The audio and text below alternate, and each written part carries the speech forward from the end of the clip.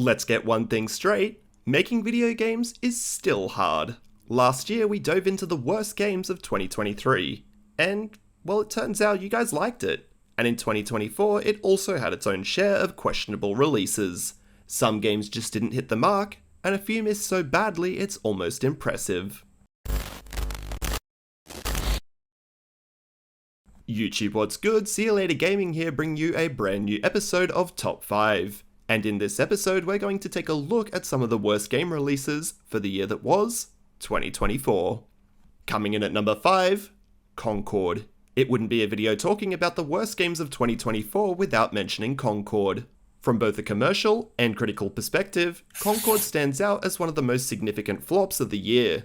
Despite offering enjoyable gameplay, the game faced widespread criticism over its character designs, which alienated some fans.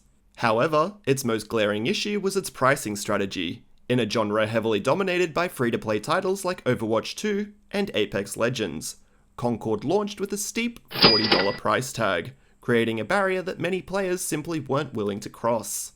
This failure is especially tragic given the potential the game exhibited.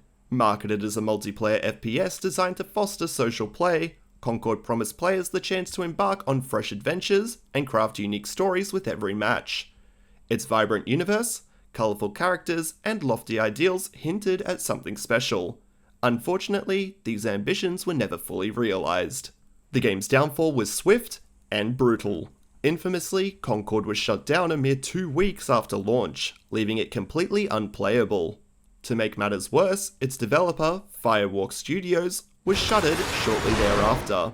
Reports suggest that Sony, who had reportedly invested $200 million into the project, wrote off the ill-fated shooter as a loss, closing the studio permanently. In the end, Concord serves as a cautionary tale of mismatched expectations, poor market positioning, and squandered potential. Coming in at number 4, Silent Hill: The Short Message. Silent Hill is one of the classic horror titles which has stood the test of time, with excitement peaking at the announcement of each new release. 2024 was no different, with fans of the series relishing 2 releases in the same year.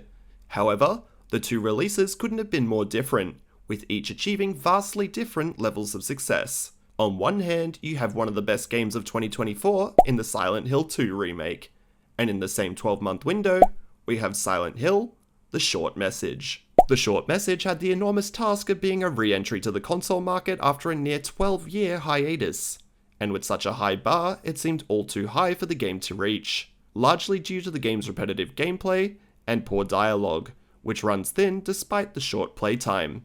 With all this in mind, certain dues have to be given as the title was free to play with the aim to get new users interested in the series and build anticipation for the new game.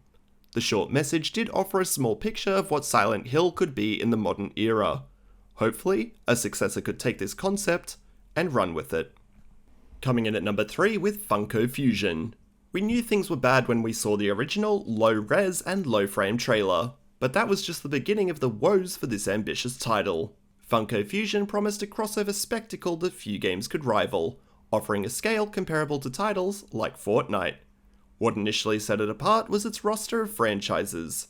Early announcements of collaborations with iconic properties like Back to the Future and Invincible created excitement and suggested that Funko Fusion might have the potential to deliver something truly special.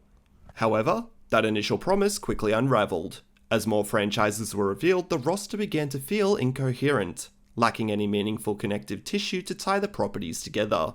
This issue, while disappointing, was ultimately just one part of a larger problem. At its core, Funko Fusion struggled with a lack of cohesion in its overall design.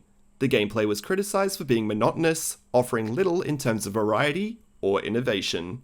Players found themselves cycling through repetitive mechanics that failed to capitalize on the game's ambitious concept. To make matters worse, technical issues plagued the experience, further compounding the game's struggles.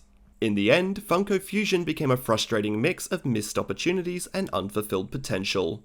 What could have been a celebration of pop culture instead became an experience bogged down by design flaws and technical shortcomings, leaving its future uncertain.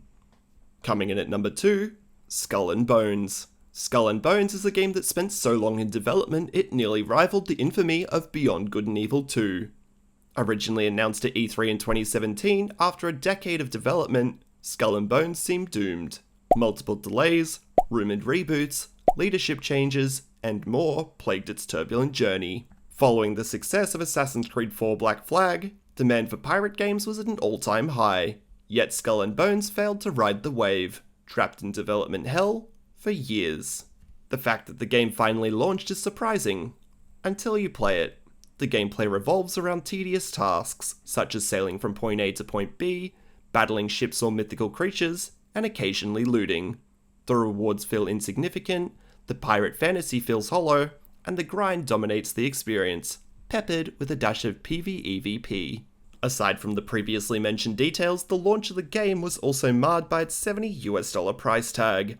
Ubisoft CEO Yves Guillemot defended it, saying, "You will see that Skull and Bones is a fully fledged game. It's a very big game, and we feel that people will really see how vast and complete that game is.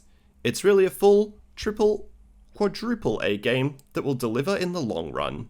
While the game wasn't set up for every chance at success, watching it fail so decisively is disappointing. And finally, coming in at number 1, Suicide Squad Kill the Justice League. Suicide Squad Kill the Justice League was primed to follow the beloved Arkham series, but its journey was troubled from the start. Plagued by delays, early gameplay reveals met with backlash, no review copies sent to news outlets, and with the departure of key studio heads at Rocksteady, the game seemed destined for a rocky launch. Years of revisions and reworks couldn't save it, and when it finally released, it failed to meet the high expectations set by its pedigree. Initially, the game showed promise. The opening hours offered intriguing story beats, and the banter between the squad, Amanda Waller, and the brainwashed Justice League gave it personality, though many found it excessive. But beyond that, Kill the Justice League quickly unraveled. The Elseworld storyline faltered, repetitive open-world activities dragged the experience down, and uninspired, grind-heavy gameplay disappointed fans hoping for a worthy Arkham successor. The decision to pivot to a multiplayer looter shooter further alienated players, with comparisons to Destiny 2 highlighting its lack of polish. Despite Warner Bros. Discovery's massive marketing push, the game's reception was abysmal, contributing to a reported $200 million loss. Its first season flopped, and player numbers have plummeted into the hundreds on Steam. And as of a few days ago, the studio announced that this season's content would be its last.